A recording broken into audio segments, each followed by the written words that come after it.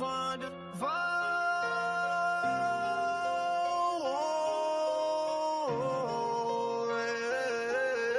the 502, where we rep it true.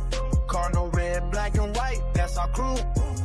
Ballin' hard on the court, scoring touchdowns too. Louisville's finest, we're coming through.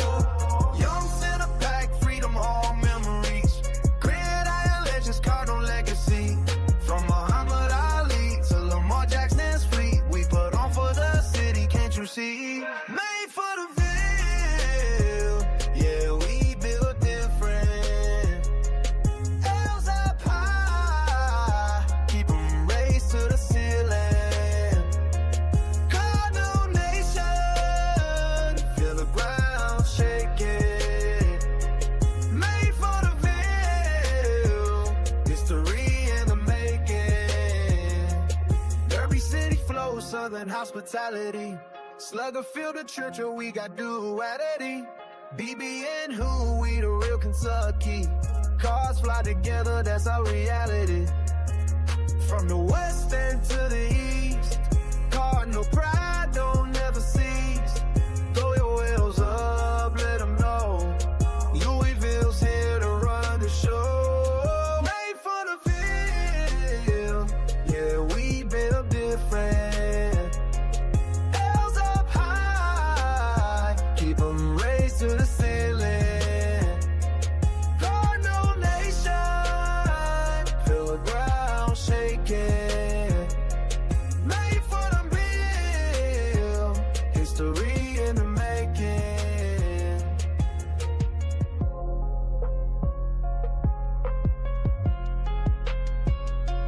Made for the Ville, yeah, we built different. L's up high, keep 'em raised to the feeling. Cardinal Nation, feel the ground shaking. Made for the Ville, Louisville taking over.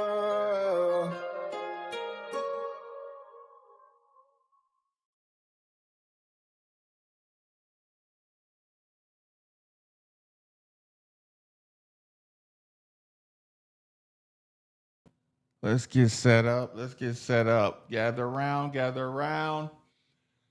Good people. Gosh darn it. I had to push back the starting time a little bit. Had to make that quick run to the libation shop. I wasn't hoping. I wasn't planning on doing that. But it happened. Let me add one little extra thing before we go full reaction, so I can have the background where I need to be.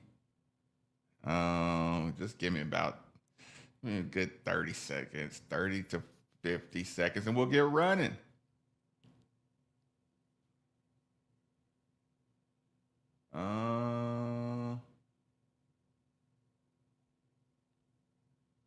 Okay, that's already done. It's already done. Okay, jump on in the chat. Get your first thoughts so we can hit the ground running. I am just downloading a quick link.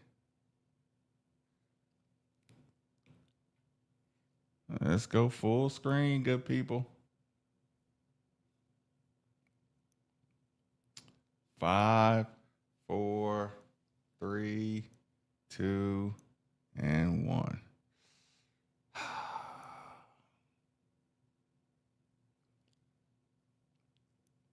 Good people of the Midnight Family, I'm watching. Ali was a key piece.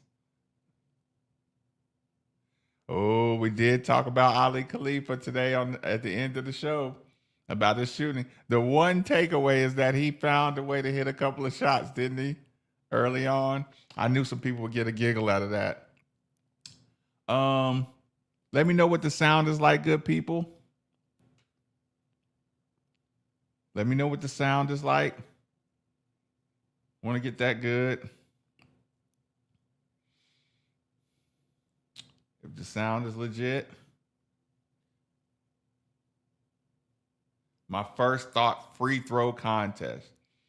You know, I want to play that game. I want to play that game, but how many foul sessions? How many super foul sessions before we can't play that game anymore?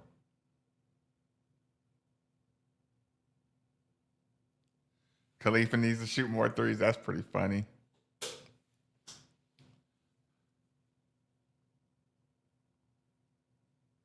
I know. Just on. You're preaching to the choir with that one. Hold on, y'all. Let me cheers.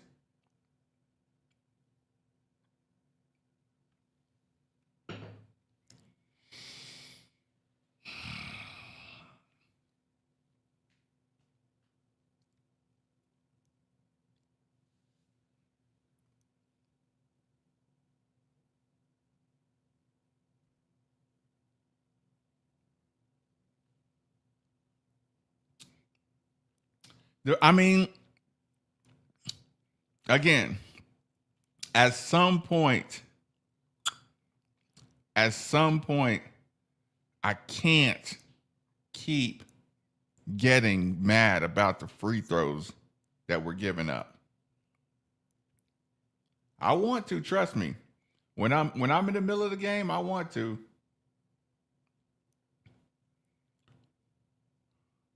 But by the time I get to the end of the game, I'm like, that's too many. Third game against Duke in a row. Their coach made second half adjustments. Stuff PK in the locker.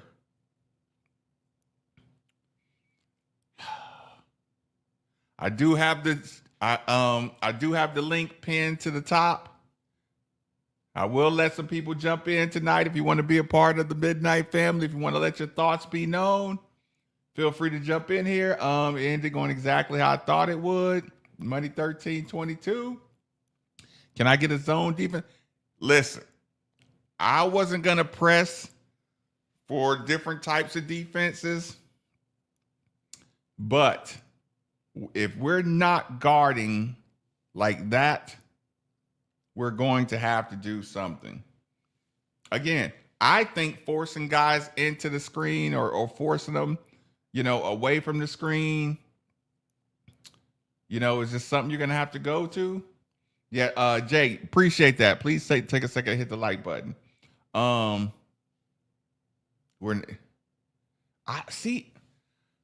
don't know. I don't know if Michael Brown is the solution.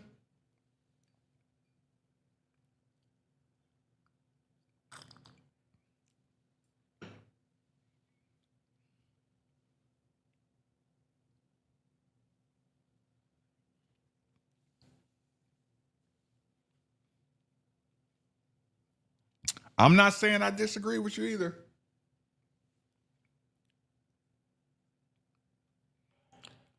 You on speaker? On the show? Yeah. Oh. Well, then I am slightly unhappy. The coaching tonight. You're slightly displeased. Yeah. With the lack of ability to do something that you didn't do, or the surprise that maybe Duke will come out and guard the actions completely different in the second half because they're not mental. Oh, for starters. Yeah. So, that is a very nice version of what I was going to say to you. Sananda Brew took his first shot with 2 minutes left to go in the game. Think about this. You lost by 11, and Ali Khalifa hit 5 3-pointers.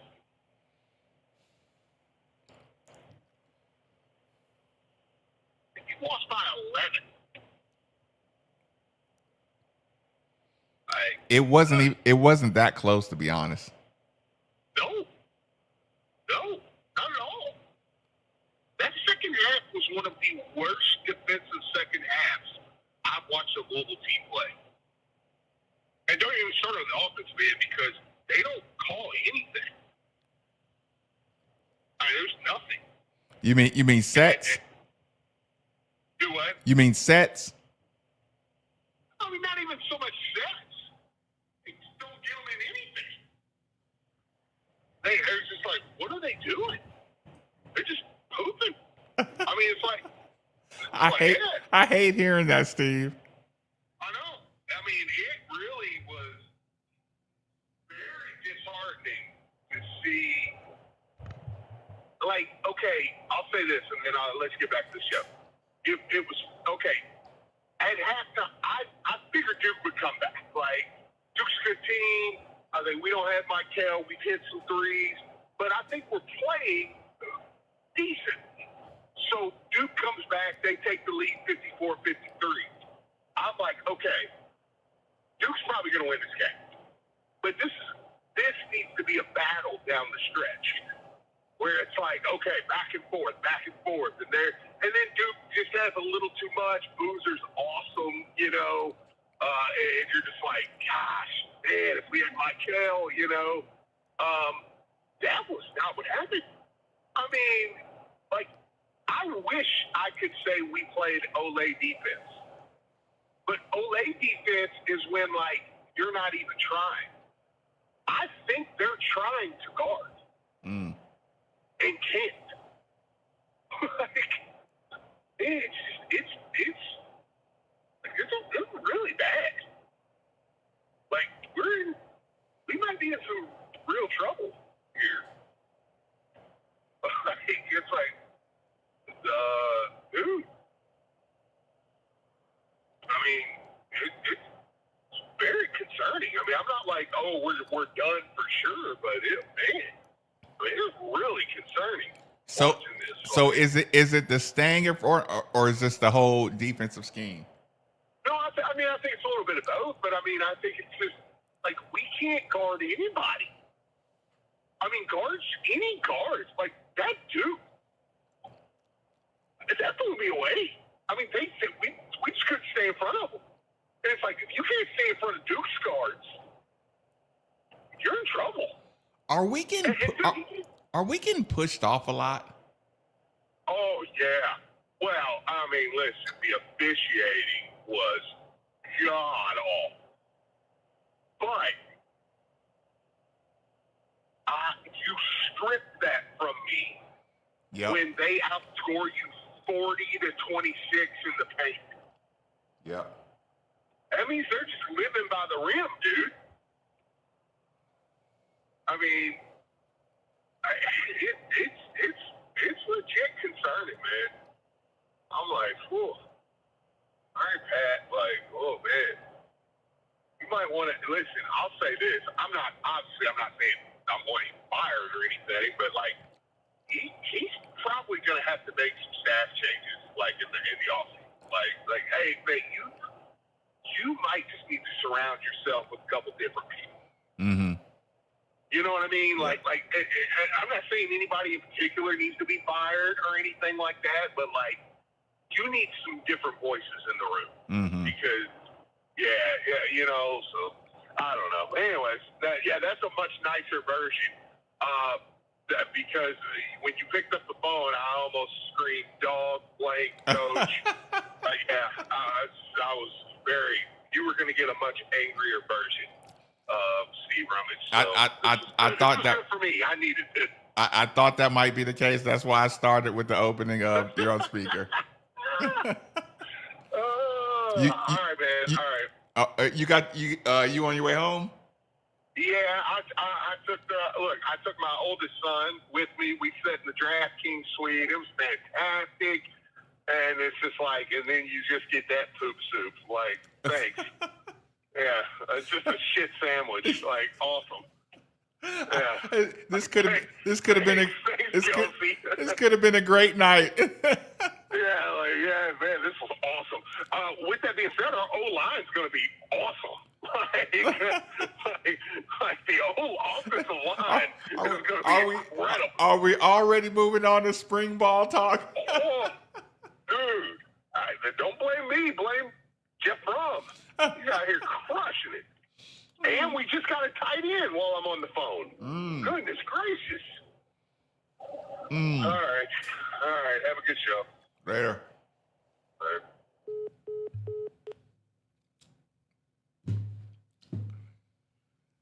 Cheers to Steve Rumage. Fan showed out. Lazy second half. Lazy passes. Antoine, you know me. I'm big on two-handed passes. If you watch the game on TV, you heard Jay Billis say low man wins. I'm big on fundamentals. I'm big on dunking or using the glass. I think McNeely was chicken dinner for anyone he was guarding. Ooh, they got away with a lot of pushing, but he's getting tortured. He's getting tortured. The clear outs were crazy. The clear outs were crazy. I agree. And Duke's playing freshman. Yeah, I agree with that. Right. Chris Curry.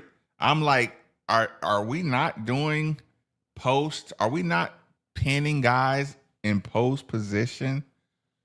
Are we not just getting low in post position at all? Are we not doing any micing drills?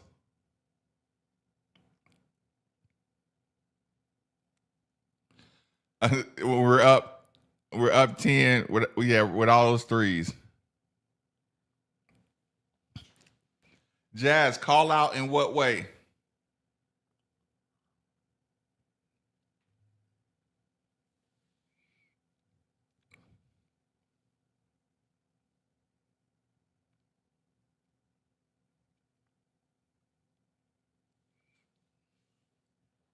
Our bigs couldn't spell micing.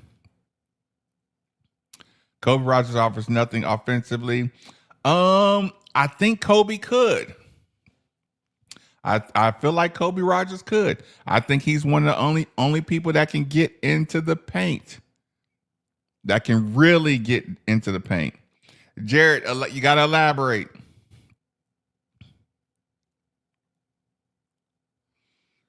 Ooh.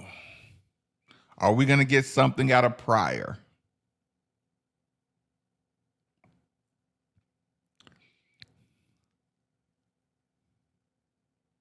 Shire made the necessary changes. Kelsey didn't.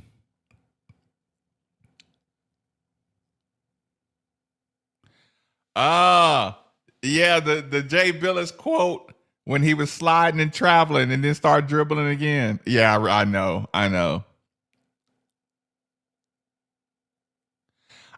Listen, Robert Maxwell, while I agree, I'm not they're taking away my ability to fight by not going to the basket, not using the glass, not being tough around the basket. Where I am losing my ability to complain about the refs. I agree. We are still Louisville. Jake, thank you for the super chat. Jake. Cheers. Cover your ears and turn down the volume, good people. We are still Louisville.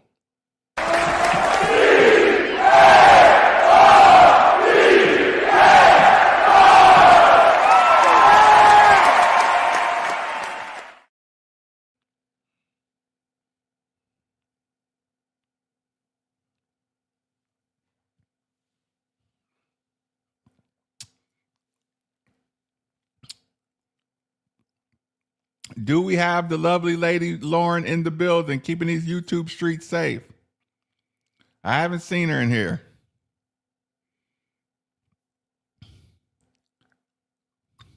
There she is. And shout out DJ. I hope you heard the shout out today on the show. I do appreciate the Christmas package. Appreciate it. Salute, Shane.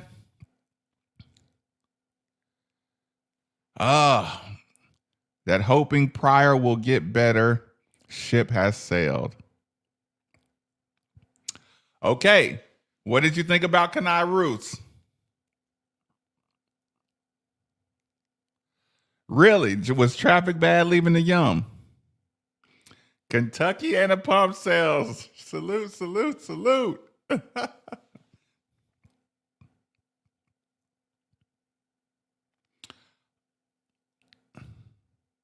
Oh, Chris Vance. No, I didn't know it was Chris Vance. I'm sorry. Need more out of Kanai Roots? No, I didn't know it was Chris Vance.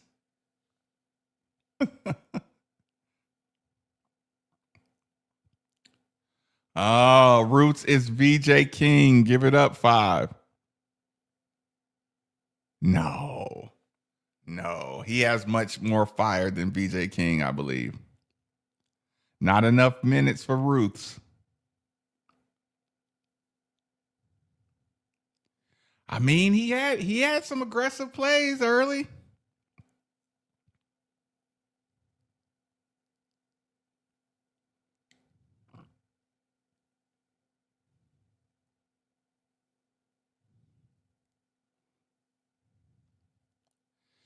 Gosh darn it.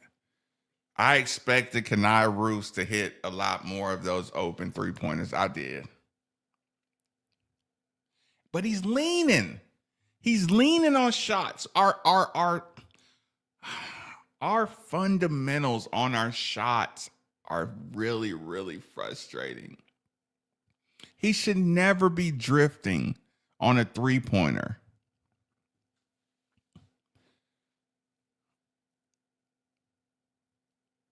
Isaac McNeely should never be drifting on his 3-pointer. We take too many shots with drifts. We do not create contact going to the basket. We do not play low going to the basket. Yeah, I mean, his release is awkward, but he looks like he's putting in the work. But you can't drift. Did Pryor start the game? Listen, if you didn't go to the game, was everybody wondering what did Case and Pryor do and what are they reviewing? And then when you saw the replay of Case and Pryor, it was like, oh God, is that what he's out here doing?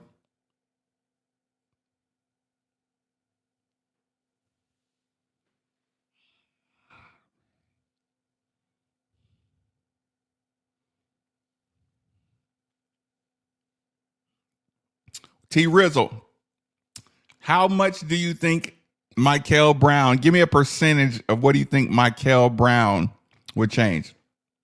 By the way, Twitter, Facebook, Twitch, I did post a link on the YouTube. So if you want to jump in here, if you want to get some comments here, if you want to jump in the chat or on the screen, I posted the link to join the show.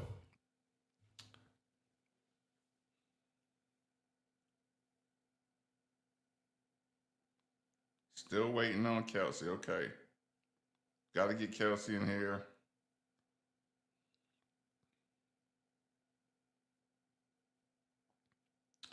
If someone sees Coach Pat Kelsey,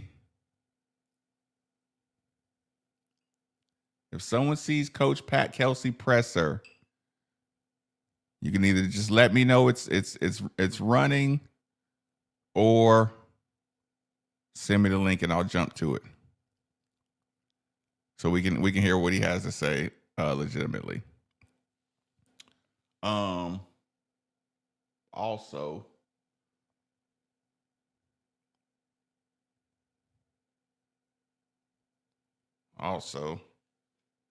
let's do this.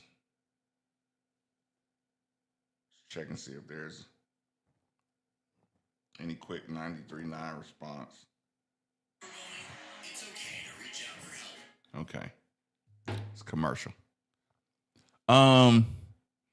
Yeah, finishing around the basket fundamentally. That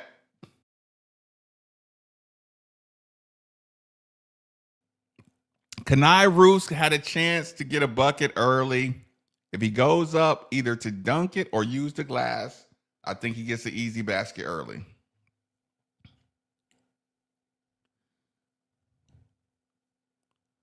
I did enjoy the aggression level of Kanai Roos early in the game.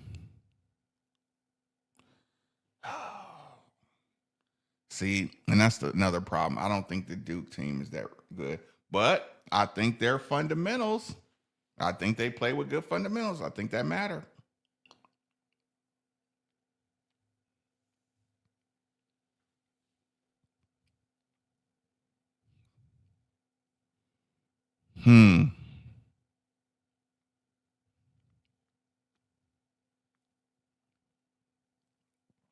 That's a big problem.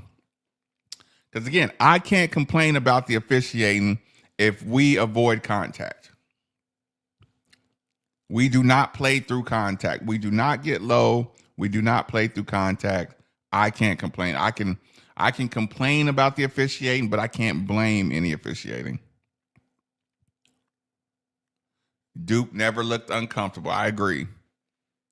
Because, again, we didn't force them defensively. I don't think we forced Duke into any situations that we wanted them to be in.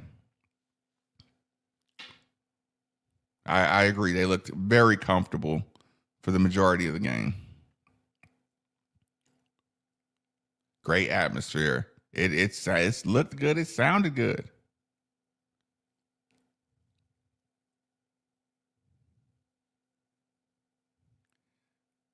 And he put pressure on Ryan Conwell. Conwell didn't handle the pressure well. The lob, listen, when they beat us off the dribble, it puts our center in a bad position.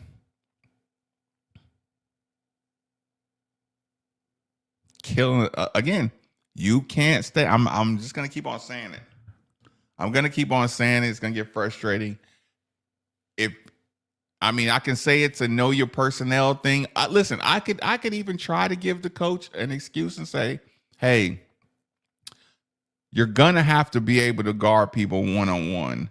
So sometimes a coach just says we're gonna have to go through the growing pains of guarding one-on-one. But at some point, you're gonna have to say, okay, this team is not built to guard one-on-one. And then we have to start forcing them to some more help.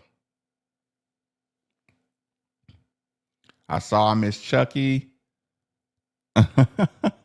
Who doesn't? Oh, Isaac McNeely.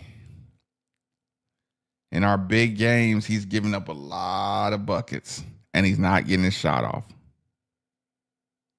Never put pressure on their bigs. Conwell's asked to do a lot. I agree. So we're just, if the threes aren't falling, it's just a wrap overall.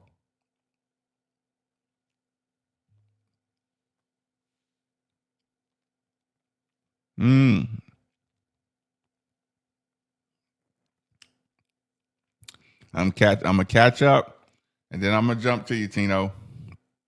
I missed the one. That's funny.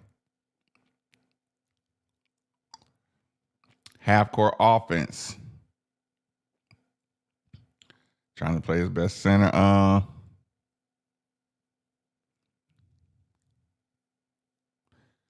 Maybe just a whole roster of older guys last year. Ma, so you just never thought we had a shot.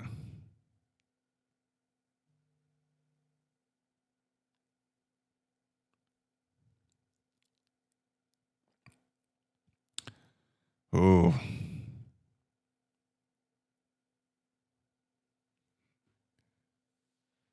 Evans? I might have to go back and I might have to go watch the replay on that one. Oh, yes. Yes, I do.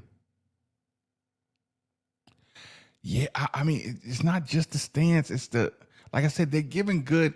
I agree with Steve. They're giving good effort, but the positions are not great at all. Let me jump on in here. Hold on. Tino, what's good? What's good, man? I'm listening. Yeah, you perfect. I'm listening. Man,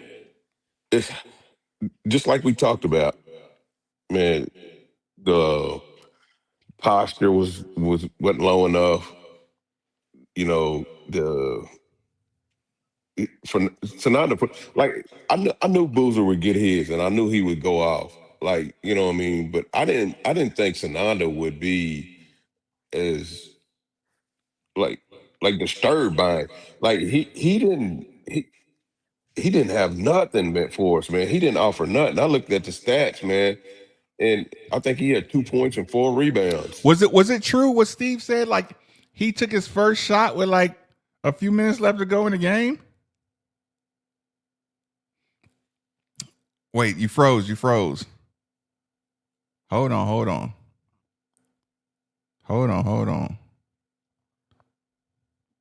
Okay. Tino, if you're there, try to jump back in. Hold on. You back in? Tino, if you can, hit that link again. Okay. Wait, I think Can you I got hear you me back. now? Yeah. Okay. Oh, sorry about that. It might have been it may have been me. But yeah, Fruit, he just can't. I don't know. We can't keep using the excuse that he's the overseas player no more, man. Like, he's been playing long enough, man, and he's got to bump back. He wasn't low at all. Did you know who is guarding the guards, man? Because this is getting concerning that these guards are getting straight downhill, man. I don't know, because the Stanford guy, he was getting downhill too. Yep. You know, and now Duke's guys getting straight downhill, man, and we got to do something about that, man. Like, and then another thing is every time somebody drive, somebody instead of somebody stepping in to help, they slapping arms. You know, and that's what's getting us in foul trouble, man. And I just don't know what to do about that, Marcus, man. I tell you what, when our bigs, when they put the ball on the ground, like they get their arms slapped and that ball's coming out. Like Yeah. that's what I'm saying. They're not even getting low enough to even like back down a little bit. Right, man. I was excited to see Fruit try to make a move to the basket, but then he kept dribbling, and it was just like it wasn't going anywhere with it. Right, and you know good and well, in a good team, the more you dribble, the more these guards are going to come down and take your ball, man.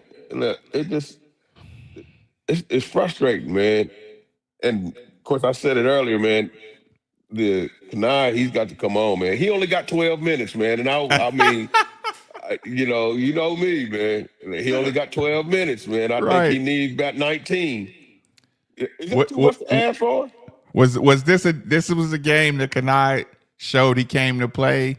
Yeah. And he got some shots off, and I'm like, if Isaac McNeely is not even going to get shots off, and if he's getting torched, I agree with you tonight. I got to get some more minutes out of Roots. You might as well go ahead and play him, because the problem wasn't. I mean, we were scoring with him. We had our little droughts, but the problem was defense. And McNeely, if he ain't hitting threes, man, he's like he can't play. Like he can't. I mean, what we doing if he's out there not hitting threes? You won tonight.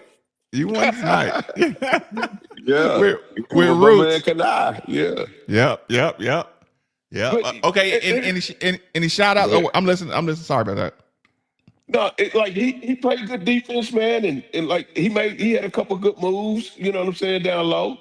You know, I told you what I tell you. He gonna get a good move down low. He gonna go down and block a shot, and then we won't hear from him no more. And he did that tonight, man. I said, oh my goodness. You know what though? You know what? I might. This is how I'll cheat. I'll say, Kanai may have earned the minutes because Isaac McNeely is so ineffective. Yeah, he is. Mm-hmm. And here's the thing too, Marcus. He can't guard nobody. They going after him. They going after him, man. They isolating that guy. You know, and the only reason why it was glaring, but it wasn't too glaring is because they put him on that number 7 that was guard McNeil or Conwell, and he can't shoot at all.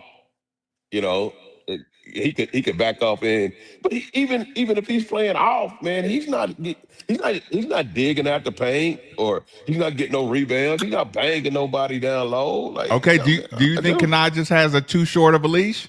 Yeah, I do. I said it before. Yeah, I do, man. And here's another thing. This is the thing. What happens too? So it's like he gets forgotten about. So he'll be in. He'll get a lather, and then they'll take him out for a break. A timeout will come. He still ain't in the game. And then some things will happen, and then he's still not in the game. And then all of a sudden they stick him back in cold. Like, can I even just start wearing a sweatsuit over, something? Yeah, listen. After tonight, like I said, you win this one tonight. And here's another thing, Marcus. We went small because I guess I don't know. I guess he's leaving McNeely in because he believes in the shot. But we need Kanai there for height. Like we need some bigs in there, man. We went super small one time, man, and they had the Malik Brown kid in there. They had Boozer in there, and they were just tapping the ball up. And you know what I'm saying? They playing patty cake with the ball. The time when they got off like 4 shots and they missed them. You know what I'm saying? We need Kanai in there to get the rebound, man. And he can do that. I mean, yeah, this is some gonna have to give though. Right. It starts in the beginning though with our guards though, and we got to stop people from getting downhill because that kid from Stanford did the exact same thing. They looked at the Stanford film, and in the second half they was like, they copied it in the second half. They just did, man. And look, I got this PK post game. You want to give a shout out? Yeah, Tino's Barbershop. There we go, baby. Come down and holler at me, man. Get the address out real quick. 27 Lincoln Square, Hodgesville, Kentucky. 27 Lincoln Marcus, Square. Man, I might be getting this podcast together too. So be on the lookout for it, man. Listen, I might have to have you on or something too. Man. We can do that for sure. 100%. All right, bet. All right, bet. Let's do it. Let's get Coach Kelsey up on here. Boom. Boom. Boom. Very disappointed. Crowd was amazing. The atmosphere was ridiculous. Just very, very disappointed with our performance. Can everybody hear?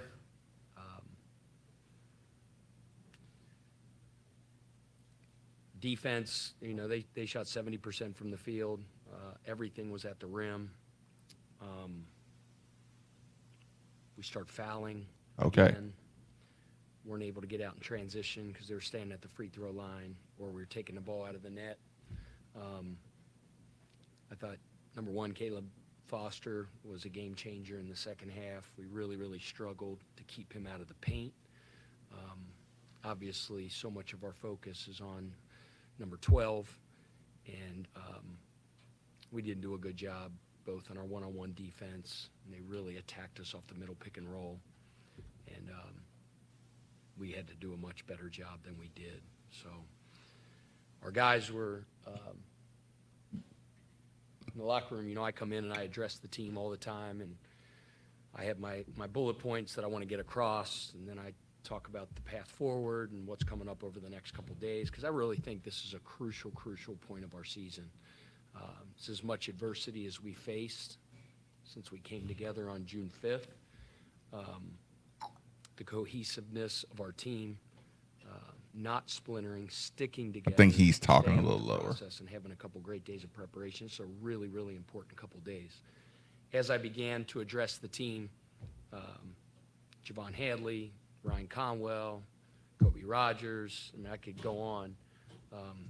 They did all of the talking, and what they said was extremely encouraging, because player-led teams are way more powerful, are way better than coach-led teams. So I, as their coach, have to do a better job of putting them in better positions. I'm gonna leave it in the there. second half. I'm gonna get a refill, but I'm listening. In the middle of the floor, we were undisciplined. We didn't play with poise, fouled too much, and then got disjointed on the offensive end. Credit Duke. I thought, in the second half, they took it right to us, punched us in the mouth, and when true adversity hit, we didn't respond.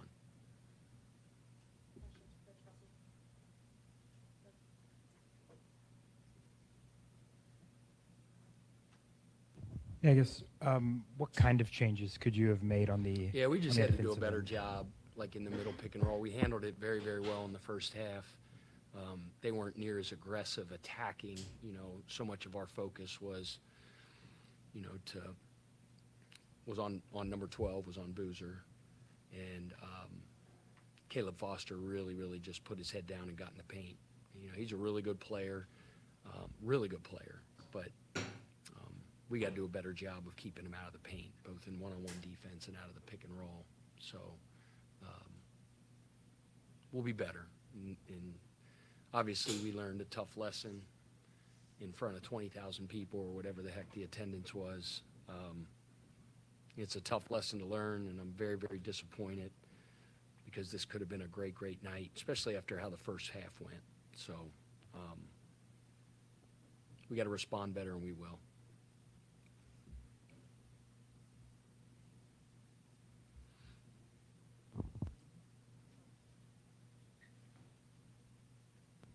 Coach, just in terms of the pick and roll coverage, is it a situation where is it the structure of what you were trying to do? Is it a need for a change and adjust in how you're handling the screen roll? We could have probably should have changed our coverage more. We didn't execute the one we were in very well. They were doing a good job of running out with number 3 into guard pick and rolls, and with 12 setting pick and rolls, and he's obviously going to be the number 1 pick in the draft for a reason. He leads them in scoring, rebounding, assists, and steals. Terrific passer out of the pick and roll. And then when I still wasn't impressed. Aggressive with it toward the end of the game, they were able to get it out of the ball screen, got it in the paint, and played a little 2-man game with the big. So we needed to do a better job with that. And then we got a guard without fouling. There was just too many times in the second half where they were just unintelligent fouls that we keep on working on cleaning up, and then we have to continue to.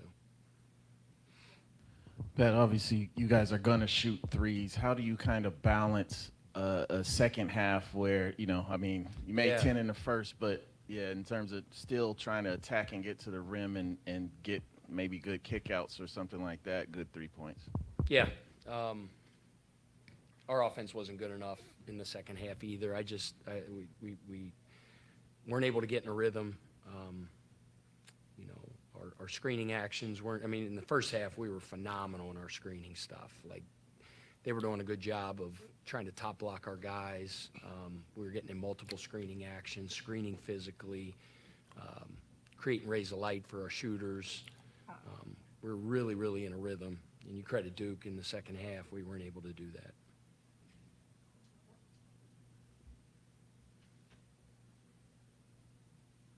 Hey, Coach. Duke was switching up its coverages a fair bit throughout the game. What layers of difficulty do you think that added? I'm sorry, say it again? Duke was switching up its coverages a fair bit throughout the game. What layers of difficulty do you think that added? Yeah, their off-ball defense, they were being extremely physical. Oh, sorry about that. I was supposed to have that with me. They off the ball, they were being physical. In the first half, they were really trying to force us toward the basket, but we were handling it well. Really got after us we wanted to put foul pressure on them and drive the ball. We only had, I don't know how many assists we had in the second half, but it wasn't many. I don't feel like we shared the ball. There wasn't a lot of ball movement. We didn't have a lot of rhythm. It wasn't good enough. Coach, how important was Ollie stepping up the way that he did early on today? He got clean looks in the first half and knocked them down, it really, it really got us going. As far as Michael being out, what kind of impact does this team need to obviously have with him being out for maybe another day? What does that look like for you guys? You guys continue to try and, I guess, rally around? Yeah, I mean, we have 13 guys on scholarship for a reason. I hate getting beat by I've said fundamentals. this every single time I'm ever asked this, there's no excuses and no explanations. It's next man up. We have to figure it out with the guys that are healthy. Michael's dying to be out there. He's working his absolute tail off in his rehab. We're hoping sooner rather than later he'll be out there, but he's dying to be out there with his teammates, and we're looking forward to getting him back. But until then, whenever that is, hopefully it's in the next game. If it's not, the game after, who knows when it is. The guys that are healthy and that are out there right now, we have to be better, and we will be. When you look at a second half defense like that, it's not, I don't want to say effort because I think guys are playing hard, but how do you evaluate it when you take a look at it? Is it something you can change structurally, schematically, or is it just a matter of, I know a lot of it's just buckle down and do it. Where do you think that happens? Yeah, I mean, there's always that part of it, like do what we do better, but then there's always, you have to be able to change your scheme, and we tried to make some different adjustments, and they exploited them in them, but we just have to be better, both in the adjustments we make and then the execution of it. Coach, 14 turnovers, 13 assists. In the second half of the game, Duke was very physical at the point of attack. We saw some guys lose their handle, mishandle the ball. It's kind of a two-part question. First of all, do you think that was just more fatigue or having to play a lot in the half court? And secondly, I know there's a couple of guys sitting out. Would there be any thought to a couple of guys redshirting, including London Johnson, who just came in at the semester? Would there be any thought to playing him at all this year? No, there's no thought to that right now. First part of your question was what again? Was it fatigue? Oh, no. No, I mean, you're always going to credit your opponent and credit the defense. I think they did a good job at, disrupting us, deflecting the ball. Number 6, and he's been around for a long, long time. He's probably the best I've ever seen at deflecting and touching the ball. If I'm not mistaken, he was like defensive ACC Player of the Year a couple years ago when he was at Syracuse for a reason. He's got an uncanny knack for touching the ball and deflecting the ball, but it wasn't just him, it was all of them. We were able to get loose and get free in the first half off the screening actions. I call them raise the light and getting easy looks, and man, I didn't feel like we had any of them, but we didn't play connected, and that's indicative of the assist total. We need to share it better and get into a better rhythm offensively through executing better. Coach, it feels like on any given night, a different Duke player can be the star of Duke's game. Does that make them at all a difficult team to prepare for? Well, they're good. They're good and they're talented. We're good and we're talented. I'd mentioned, number 1, Caleb Foster really stepped up in the second half and gave them a huge boost, and we had a heck of a time keeping them out of the lane and keeping them away from the rim. But there's no doubt they're talented. They're very good, but so are we. All right, thanks, everybody. All right, thanks.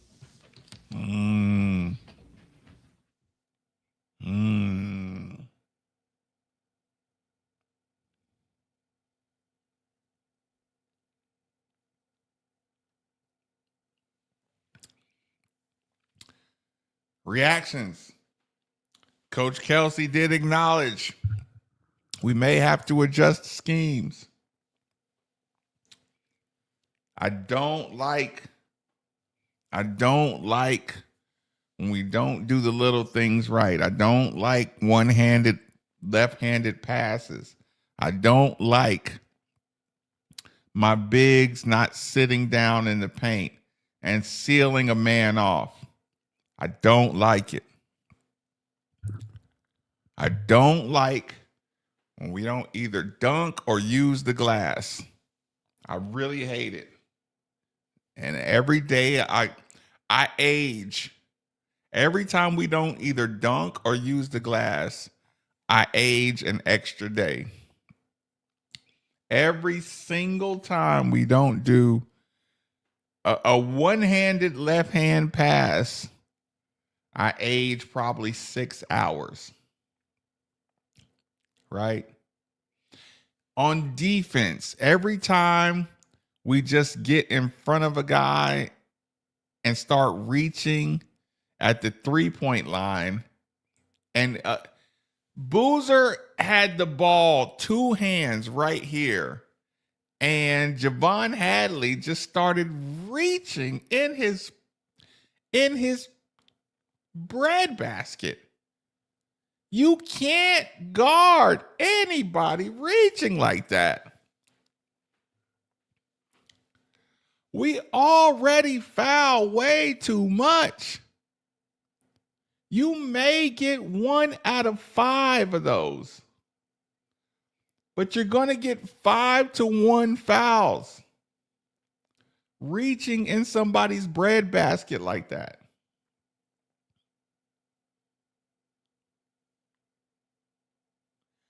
I can't watch Sananda Fru standing straight up and dribbling. Every time he dribbles, they back tap. Would I love a foul? Yes. Are they going to call a foul? No. Referees do not call foul on non-fundamental looking plays.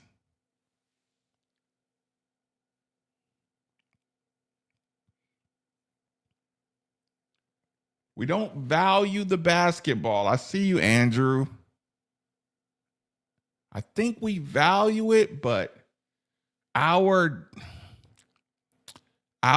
desperation for maintaining possession of the basketball is not where it needs to be yet.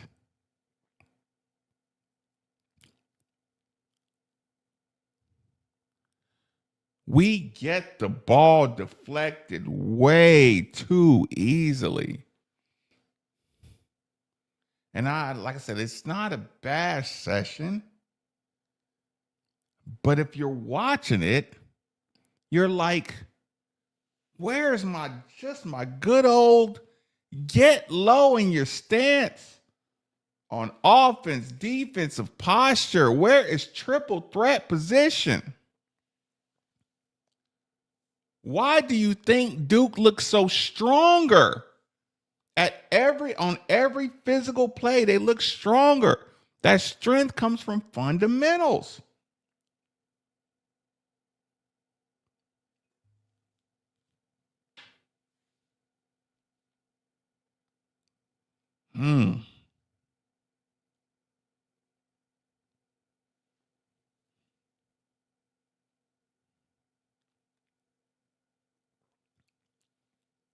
I think we can do a better job of reminding Hadley of where he can be effective.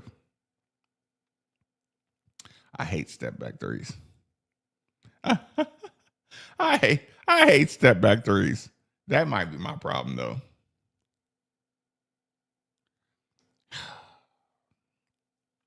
So what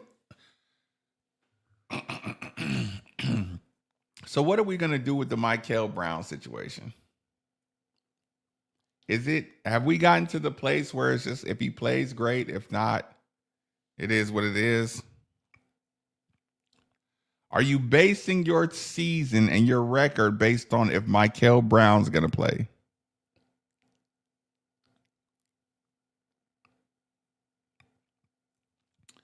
I mean, Coach Kelsey said it's not in the cards at this time. He did leave the window open.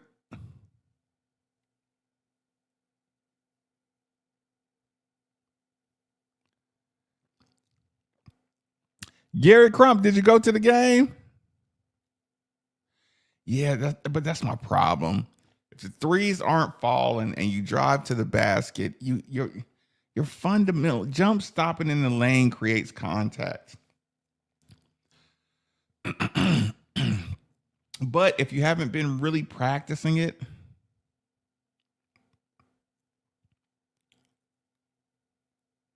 ooh, did Darren Peterson play tonight for Kansas? Ooh. again, any of these big games, all of these big games, all of these big games is still going to come down to doing the simple stuff right. I mean, he had him ready to play. Like, nobody in this chat, we got 515 in the chat. Nobody in this chat can say they weren't ready to play tonight. Nobody in this chat, 515 in the chat, nobody can say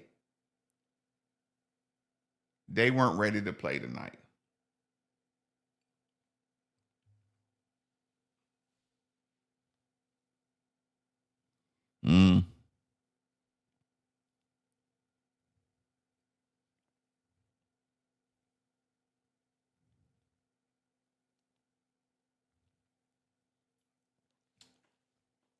He did go after the rumor mill.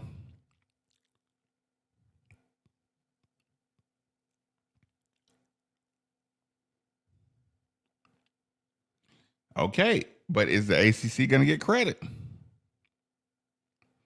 Okay. So you're one that says Michael Brown changes it.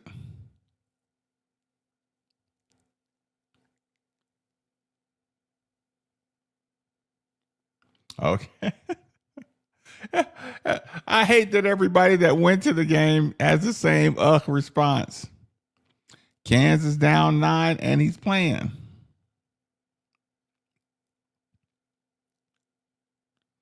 Easy fouls.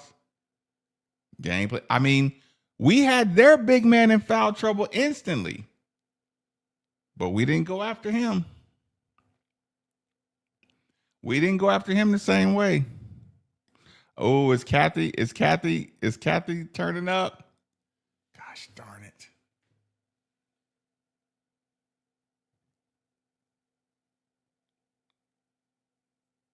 Statement. When he comes back, we will look a lot more like that Louisville team that we had that high expectations for. But I'm going to issue a challenge to our listeners. Don't lower your expectations because as of right now, the team isn't meeting them. No. The coaches and players have bought in preseason. We have to hold them and this program to a high standard. The minimum, second weekend, Sweet 16 this year, period. You fall short of that, it's a disappointment. But getting to the tournament, year one, success. That's the last time you'll ever hear me talk about Louisville basketball making the tournament. It's a successful season. That's it. You get that in year one. Hell of a job. Kelsey deserved ACC Coach of the Year after inheriting that from 12 and 52. 8150-93.9 is the number. Chris, you're up next on the Louisville Basketball Postgame Show. Hey, buddy. Hey, what's up, Ethan? How are we doing today? Man, not as good if we would have won, I can tell you that. No, I was very high in the second half. Unfortunately, had some not-so-friendly Duke fans sitting behind us, more cheering against U of L than they were their own team, but that's neither here nor there.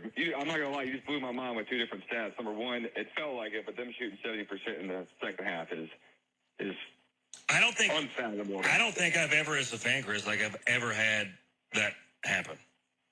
That's a number that that's where like you get to bring a D2 school in a scrimmage, and it's just like the second half they give up. Actually, Chris, it was 71%. They were 17 of 24, 70.8. We're rounding up at 71%. Terrible. But yeah, I want to talk big picture. I'm very confused with the roster construction. I feel like last year we were talking we didn't have enough guards, and Chucky carried the team, so we kind of forgot about that. But this year we don't have any bigs, and I'm scared Pat Kelsey's thinking small-time ball because, at those smaller schools, yeah, you play a bunch of dudes who are all the same size, and as long as they're quicker than everybody else, the big man game really isn't there. But as we saw tonight, Cam Boozer is also quick enough to keep up with us and overpower us. We got one guy who is on a red shirt, and in the year 2025, 26, I don't understand why red shirt anybody that isn't, some guy we got at the second half. I understand Sidney Johnson right now, I guess. But then we got Zugris, who I was at least saying earlier today, maybe we let him come in, play 5 to 7 minutes in the first half, just foul out. not hurt the guy, but just let him know, hey, it's not going to be easy right now, so that way in the second half maybe you're down. But being able to float between one true big and through, and it happens. The big man will get in foul trouble early, and you got to adjust the game plan. But your backup guy being Ali Khalifa is unfortunately just horrible construction. And he had a great game tonight. Mm-hmm. Don't get me wrong. Sure. Love the threes, but you got to have a guy who can go up to that because Cam Boozer wasn't even the tallest guy out there, so we're already a man down playing Hadley at the 4. The roster construction this year is befuddling. Yeah. Chris, I mean, I'm with you, especially in the front court, man. Like, you don't have the depth there. You don't have the athleticism. You don't have the size.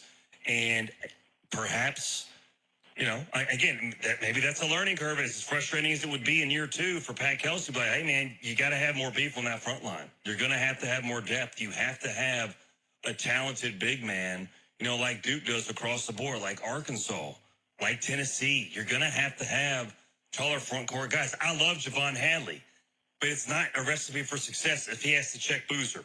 I mean, it's just not. No, and my other thing is, no hate to Isaac McNeely. Love a guy who can come in and shoot threes.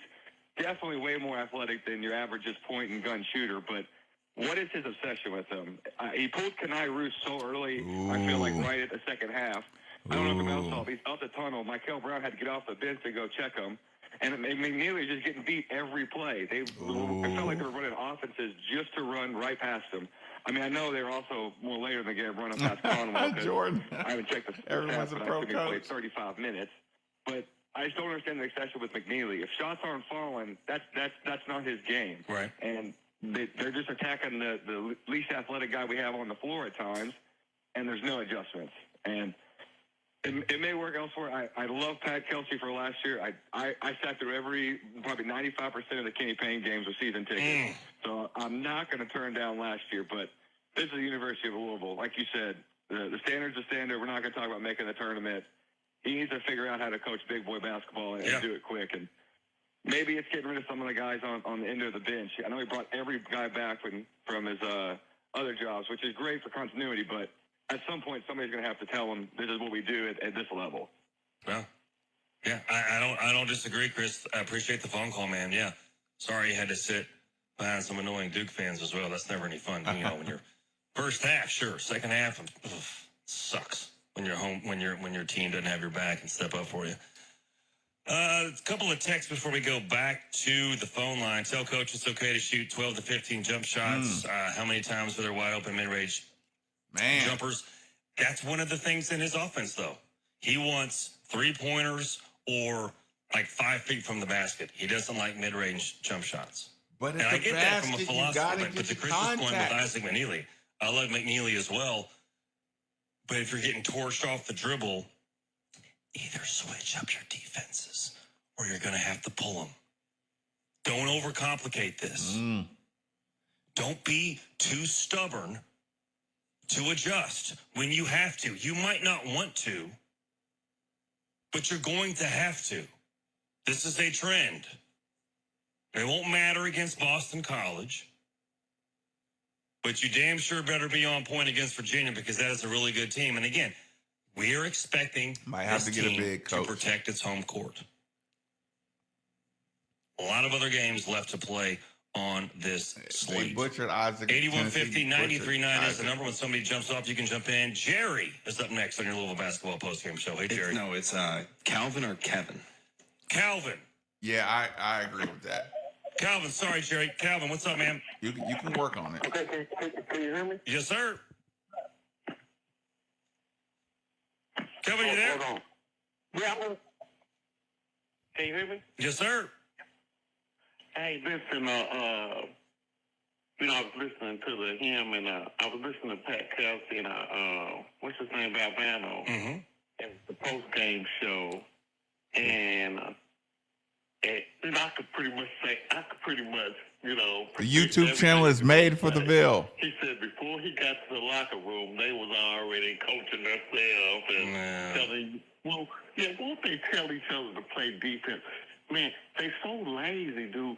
I'm going to tell you who's lazy. McNeely's lazy, and Conwell's very lazy. Very lazy. And what they do is the guy go past him and they'll reach and try to grab him. You got to move your feet.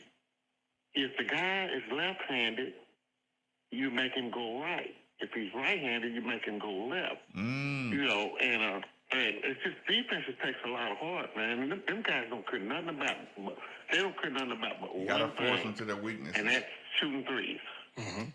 I agree. That's all they care about. They don't care about You gotta no force them to defense. their weaknesses. They don't care about nothing. Shooting threes. And when them threes ain't falling, they cold as shut down. Yeah. They be like, okay, I'm done. My shot, I'm not. You know, because when you think about it, why come Caleb Andre, Thompson I wasn't doing did that get in a the first message half? from my guy today. He could have did the same thing in the first half. Just drove right around people. But when they hitting, they play defense. Man, they making it obvious I what think kind there'll of be a team they new are. order within If 10 they days. hitting, they like to participate in the rest of the dirty work. But if they miss it, they just say, oh, forget it. Yeah. They start throwing little lazy passes and all kinds of stuff. Man, it's terrible. But Kevin, I would say this. I don't think McNeely or Conwell is lazy. I just think they're gassed.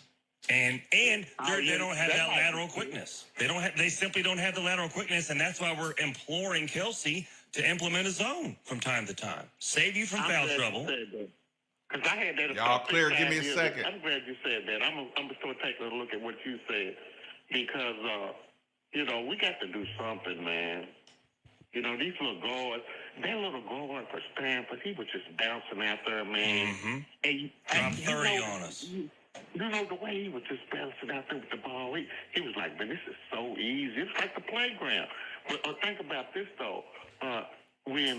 When Conway was killing us, you know how I knew we was going to lose? Not because they was going to outshoot us or booze or nothing like that. I knew Shaw was Everybody's going to trap Shaw can coach, Ryan man. now. Yeah. That dude can coach, man. I'm telling you. You know, when they chose him over, what's his name that was coaching with Kenny Smith, Derek Smith's son? Nolan Smith. They chose him over, Coach K chose him over a whole lot of alumni guys. That kid can coach, man. I'm telling you, he'll win it in a couple of years because he can coach.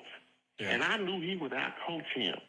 And he's put on a clinic against Kelsey, Calvin, the last 3 years. We were up at halftime, all 3 Duke games under Coach Kelsey, lost all 3 by double digits. He went down there and out-coached, what's his name, down at Michigan State. That dude can coach, man. Yeah. Even Calipari said, man, that dude can coach. Yeah. That dude can coach. He really can. But we got to make some kind of adjustment. Go zone. What's wrong with a zone? Right? What is wrong? What's wrong with a zone? A zone is fine, man. It ain't no sign of weakness when you play a zone. But you know they started blitzing Conwell. Remember? Mm-hmm. They started blitzing him. Duke wasn't ashamed of blitzing. He was killing Duke. Yeah. And Duke said, "Okay, this is gonna stop." Yeah. Every time he got right.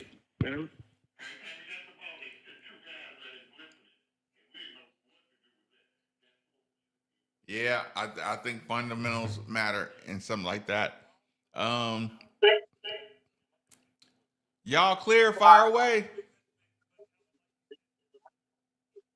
Y'all clear? You there? It was like playground basketball. You had Y'all clear? I got you up on deck.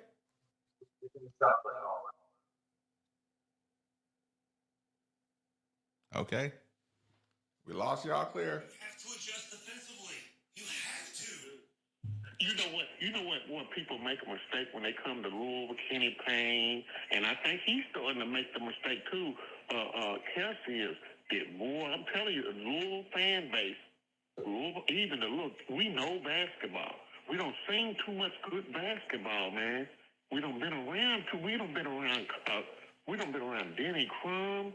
You know, great coach, man. Remember he used to have that program wrapped up, pulled up and shit. And his voice would crack in that boy, he could coach, man. Boy, Denny Crum was a bad dude, man. And he'd be in that huddle, man. And, and then, Rick Pitino, man, he could coach. Yeah. You know, we go to a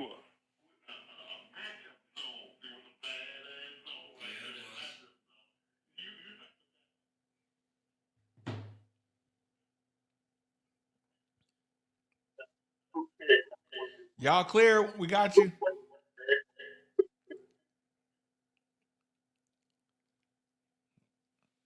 Lost. Oh, sorry, we lost him again. Gosh darn it.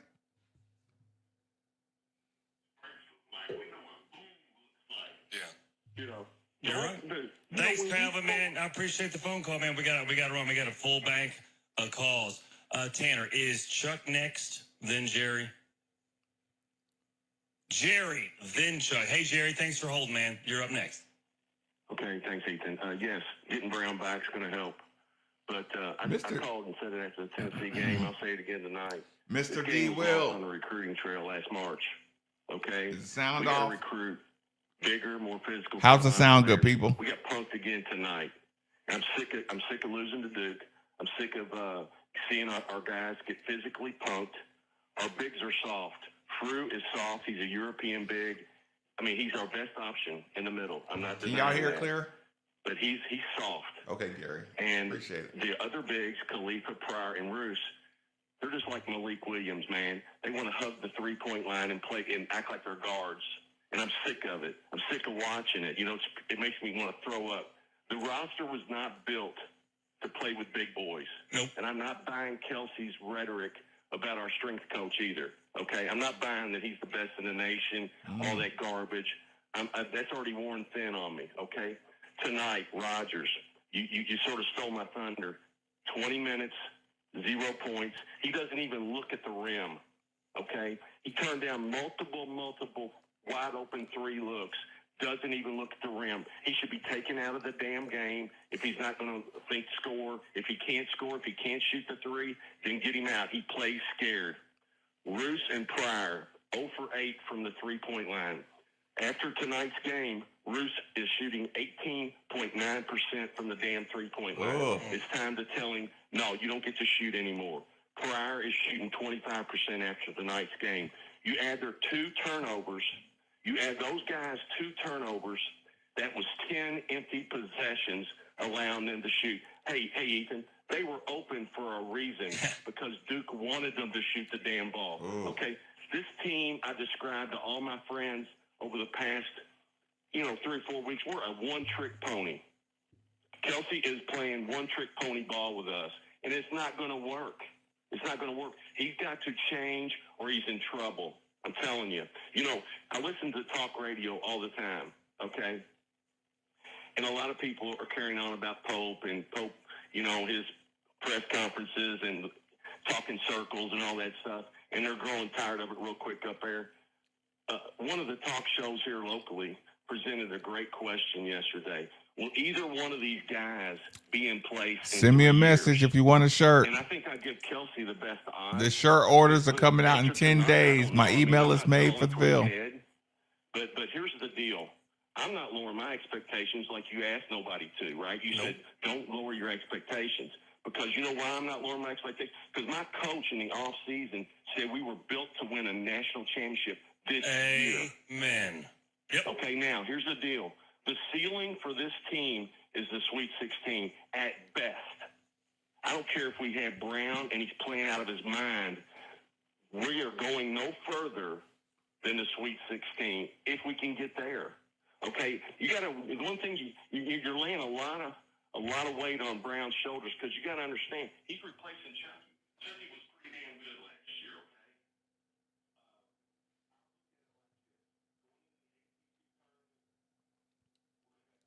Jason, fire away. Yo, Marcus, can you hear me? Perfectly. Hey, brother. So, I don't know where to begin, man. I've been watching basketball for Louisville since I was a kid, and I think we're just gonna have to come to the conclusion that the best years are behind us. I mean, I hate to be so dramatic, but simple basics, man. I mean, you've said it on your show, both shows. Why can't we stop dribble penetration? Make them go one way or the other. I think that's basic basketball 101. I mean, you don't have to be Rick Pitino or Denny Crum. Let me ask you this: if we started forcing, if we made that adjustment,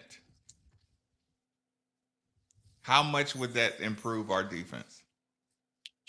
I mean, I'd say at least about 40%, at least At 50% least better. 40%. So Yeah, you're saying the other stuff is pretty good.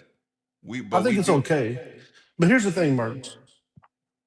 If it would be different if we had a couple of rim protectors. If we had a Gorgie's Gene or some of the guys we've had in the past that can protect the rim.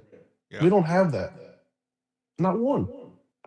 I mean, and so if you're going to get beat off the drive, at least have somebody back there that can help you defend the rim. I mean, I can't remember a weaker front court in Louisville basketball history. I mean, think about it. Like this ain't Charleston, and I love PK. I love what he says. Yeah. I like his energy. But I told you this the last time we talked. Will we ever be elite or great with him as our coach? And I hate to say it. I know I sound like a negative Nelly, whatever, but I don't know. I Can mean, can he improve? I want to Or believe or that he can. or do you think he's just too stubborn to improve? I don't want to. I want to believe that Kelsey is not too stubborn to improve, but I think we see games with the same results and the same things happening over and over and over. I find it hard to believe that there's not somebody on that bench or in that 25 strong, as he calls it, that ain't saying, Coach, we need to make a change. Like we need to. When you think about this, Marks, think about some of those teams that Patino had. He knew that some of those teams weren't ever going to be great man-to-man defensive teams. And what he did, he created this whole kind of that matchup zone kind of thing that really caused people problems. I mean, there was a few years there where I felt like that's what saved us a lot because we couldn't play man-to-man defense. And I think that's what great coaches do. You see what your talent team can do and what they can't do. And the things they can't do, you got to say, okay, what can we put in here that can help us offset some of these glaring weaknesses? Because you said it. Teams see this and they're like, man, this is how we beat Louisville. And let's be real. The ACC ain't the ACC last year. It ain't what it's been in years past, but it's way better than last year. And if we think we're going to go, 15-4 or 16-3, that's ain't happening. Not happening. No way. We're a bubble team. Okay. I mean, So you're feeling like a bubble team. I do. Major adjustments or minor adjustments? There needs to be some major adjustments. I'm And listening. and here's the thing too. If we had Michael tonight, do we lose these last two games? I mean, I don't know. I think he does so much for us. You think when you it comes, still lose the Duke game, but you win the Stanford game? I think we beat Stanford. I just think he would have gave us enough stability to kind of calm things down, to kind of get us back in our offense. But how sad is it that we're sitting here talking about a freshman, He's a being top the 10 answer? pick freshman. He's probably the highest recruits in our history, probably, right? I mean, I was gonna say that's tough. Like I get he is elite. That's tough. I get it. He's top 5 pick probably. But I'm just saying though, but we shouldn't have to be like talking about this as though he's like the end all be all. And I love the kid. I think he's great. And I think he gives us that stability Is that when a things get Kelsey? chaotic. Is that a Kelsey thing or is that a Louisville program thing? Like we shouldn't have to depend on freshmen. That's a good question. I mean, I think it's a program thing over the last 4 years.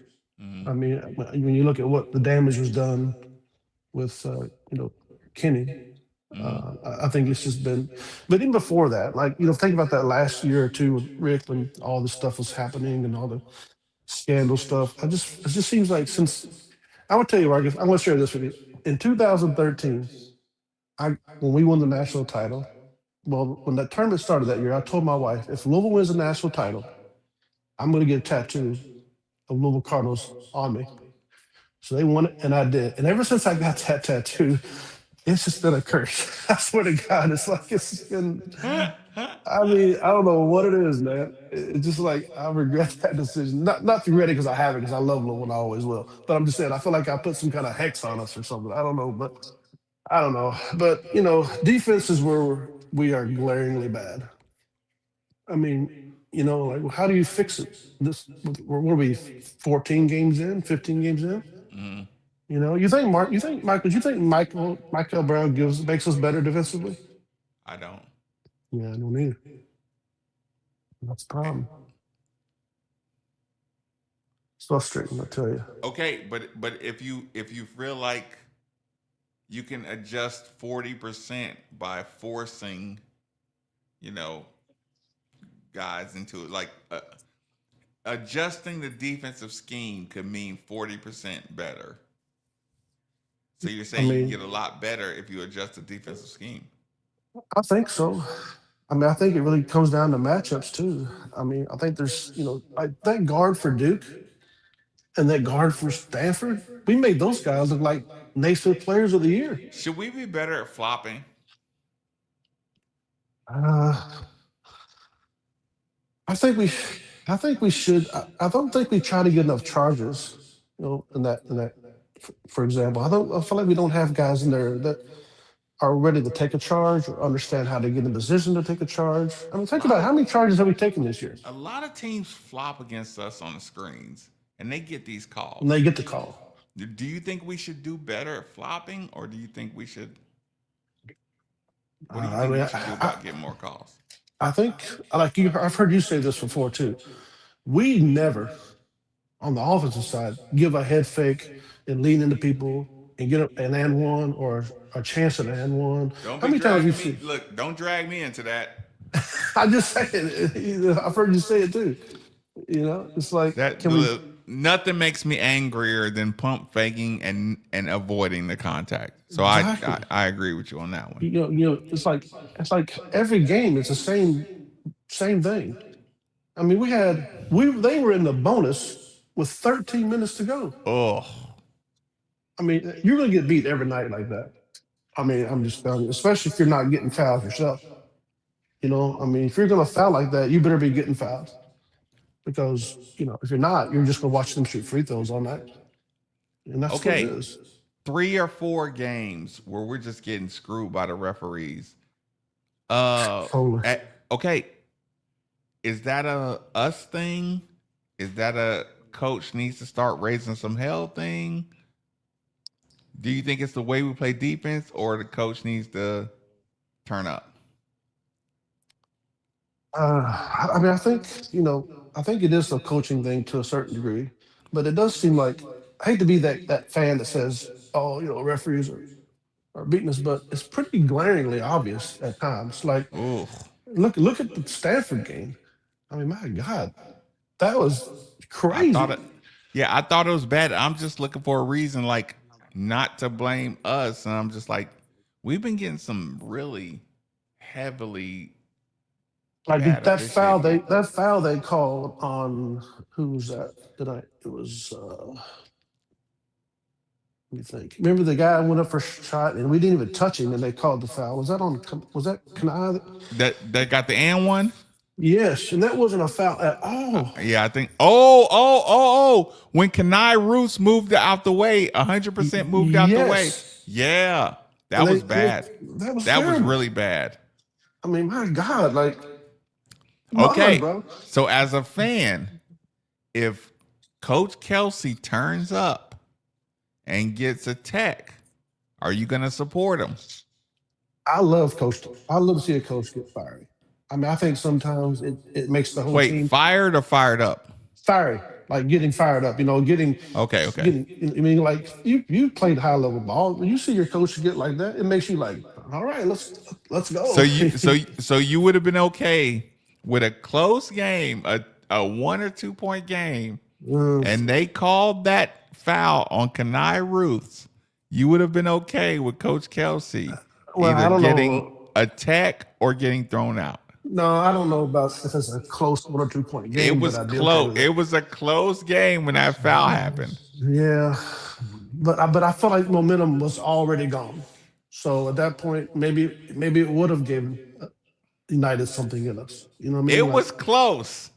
it was it was a horrible it was a horrible call, It man. was a Like let's terrible call, but the score was close. it was close at that And point. that would have been a technical 2 shots and the ball back. And the ball. Yeah. I mean it's I feel like something had to happen there to change momentum. Because if you notice that with us, when that momentum shifts, I have yet to see us ever get it back. It seems like once that momentum starts going downhill, it's like we don't know how to get it back. Either he doesn't know how to like. I feel like he doesn't utilize timeouts like he should at times. You know what I mean? Like I feel like there was a time when Duke kind of made that run. They were like a 9-0 run. You Yep. know, he should have called a timeout and said, "Guys, let's get back to what's working here." You know what I mean? Because we did whatever we wanted in the first half on offense. Okay. You know what I mean? When you say let's get back to what's working, what is our strength? I think we're good off, giving a drive and kicking out. Or, I mean, I hate to give Kalia much props, but he did play pretty well tonight. But I feel like when he's in there, I feel like we move better. And gives us some space. You know what I mean? And I think that's where we really miss Michael, because when he's out on the floor, he just seems like he makes teams have to respect him more. He's one of the few players that we have that can really go downhill. Yeah, respect getting to the basket. Totally. Yeah. And and I've heard you mention before too that man, you got to quit falling down. You're gonna hurt yourself. And here we are. You know what I mean? Like, stay on your feet, man. But that's where I feel like we miss him the most, is just being that threat to dribble drive, kick out, or take it to the rim. Because we've seen him get some nasty punches this year at times. Yep. He just surprised the hell out of me where he just like, yang. You know what I mean? Like, I'm like, okay. So, I mean, he's the real deal, man. But having him back will be good. But I don't know, man. I'm just really frustrated. I know I sound super negative, but No, I get it. I get when it. you love a program the way we do, and you've had the success we've had, it just is so structured. They just seem like, Oh, okay, do this. Give one shout out and one fix, because we always got to add a fix to the show. Give the fix first and get a shout out. Fixes, I feel like we have to figure out a way to stop dribble drive penetration. That's your number one issue. Number one thing, we gotta stop dribble penetration and fouling. That's that kind of go hand in hand, I feel like. And shout out, all my family lives in Kentucky. I know some of them are listening probably. Miss you guys. I'm in Florida, but great talking to you, Marcus. Appreciate you. Yeah, shout out. Yes, sir.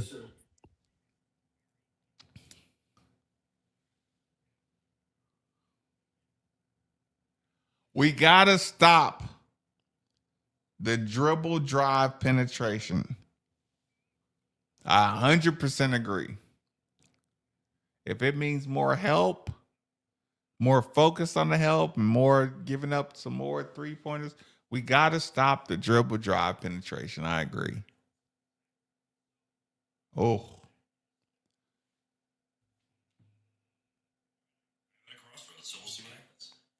Who's up next here? We got our second Chris of the night. Chris, number 2. What's going on, man? Thanks for holding.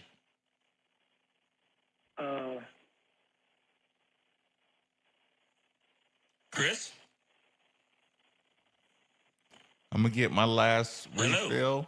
Hold on, I'm here. Okay, what's up? I'll get my last refill. Man, I just want to say, first of all, thanks for your show tonight, man. But y'all can listen to it. I just wanted to say, you've been spot on all night. The no adjustments, that's a clear issue. I'm pretty much gonna. I guess I would be really repeat.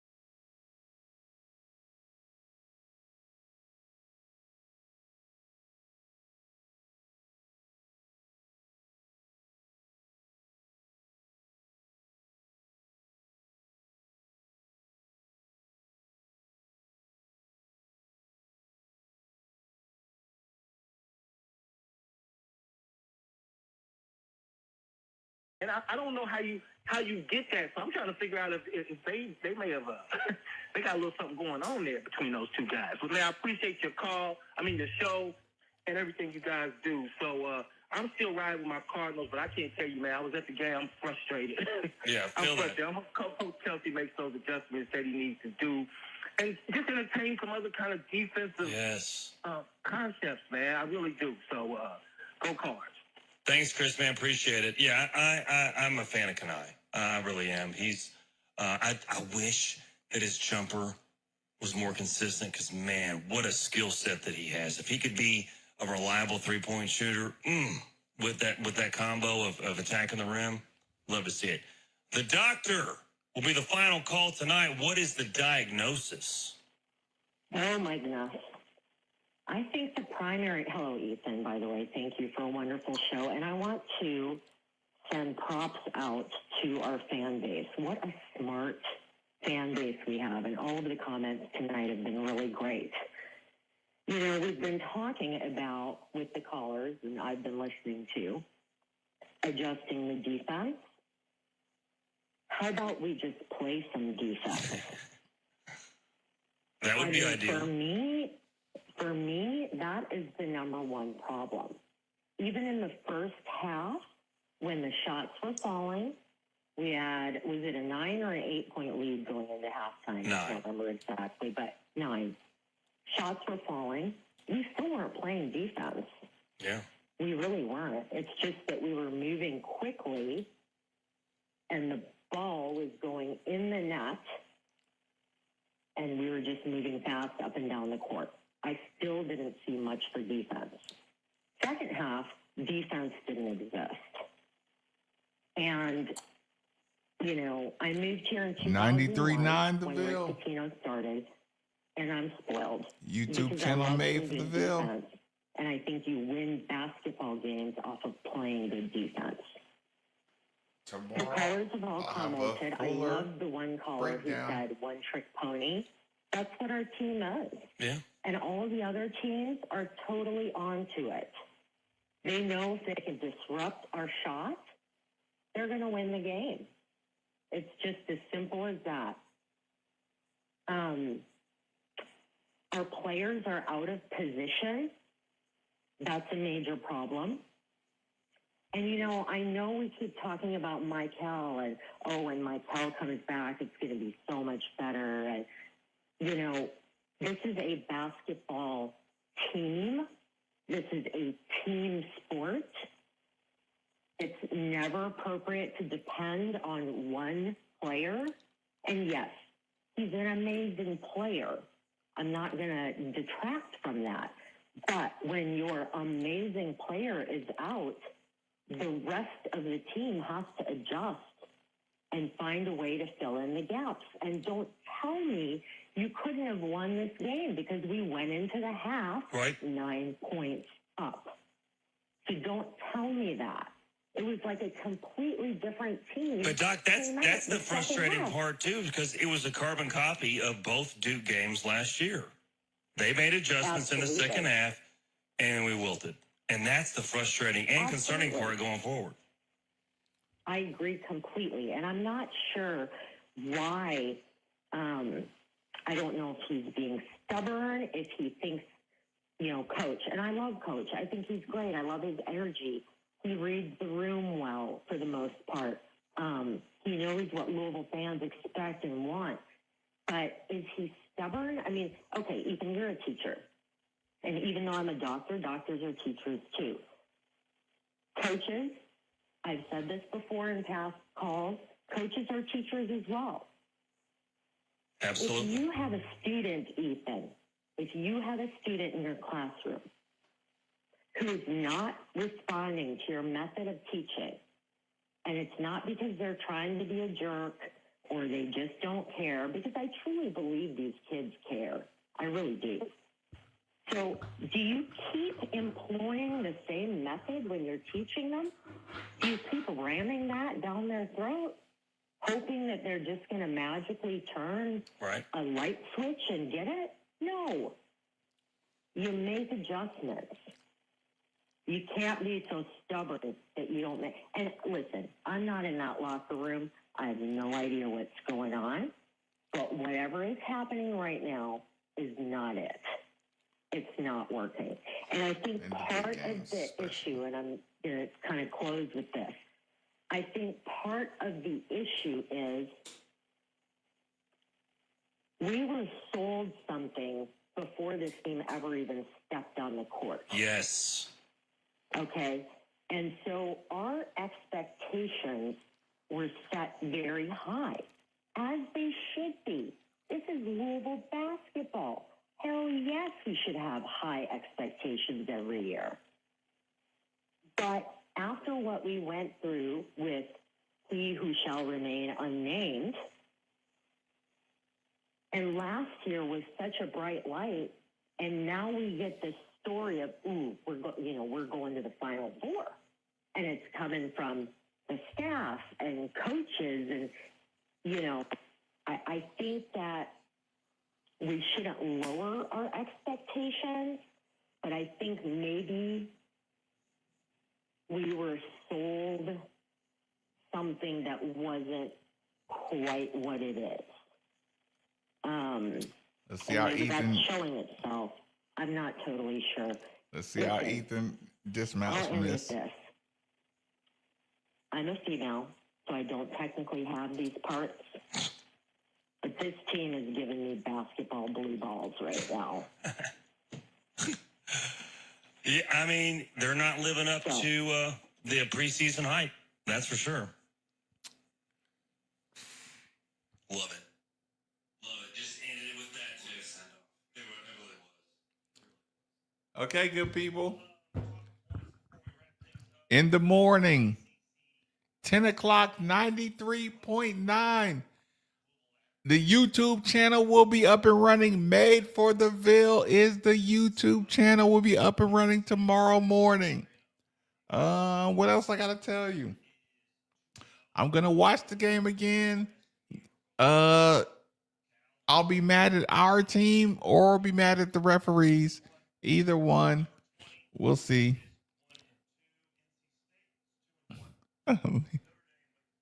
Leaving on the blue balls. Listen, good people. All the people that follow Made for the Ville, the YouTube channel, the shirts, the next round of shirts are coming out soon. If you don't follow, if you don't email, you got no shot. If you follow and you email, you got a much better shot at getting the Midnight Family free t-shirt. Free t-shirt means we take the charges. Good people. It's 11:30-ish. We'll see you in the morning.